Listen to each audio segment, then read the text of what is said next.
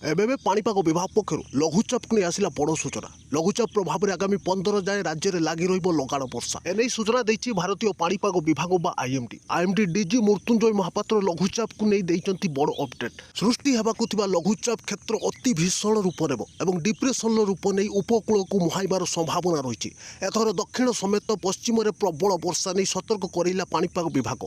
मालकानगिरी, कोरापुट, नवरंगपुर, रायगड़ा, गजपति, गंजाम समेत कंधमाल, बलांगीर, नुआपड़ा और बरगढ़, सोनपुर, बौद्ध ए समस्त जिला मानकरे आगामी 10 दिन धरी लगी लगाण वर्षा। अधिकांश स्थान में प्रबल अति प्रबल वर्षा होबार संभावना करिछि पाणीपाग विभाग।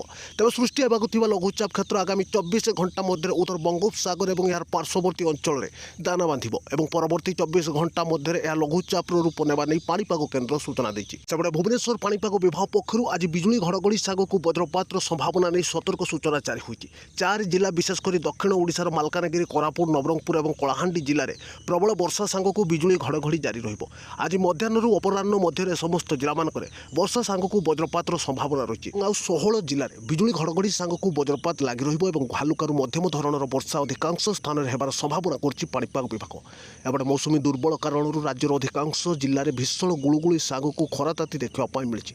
आज उपकूल जिलागुड़िक 35 डिग्री उपर रहिब तापमात्रा।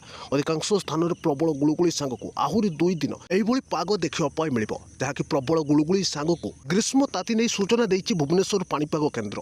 तेज निश्चय जानी रखु आसुथिबा लघुचाप प्रभाव में केउ सबु जिला मानकरे आगक प्रबल वर्षार संभावना रही। एने येलो वार्निंग जारी करछि पाणीपाग विभाग। निश्चय जानिबा सो आज केउ सबु जिला मानकरे बिजुली घड़घड़ी सांगक वज्रपात लगी रहिब सेने भुवनेश्वर पाणीपाग विज्ञान केन्द्र केउ सबु जिला मानकु अलर्ट रे रखिछि। निश्चय जानिबा सो एबे ही वीडियो को लाइक करंतु और चैनल को नुआ करी आस्ते चैनल को सब्सक्राइब करनथिले सब्सक्राइब करी घंटी बटन को दबाई रखंतु। सबु समय पाणीपागर ताजा अपडेट पाई परिबे।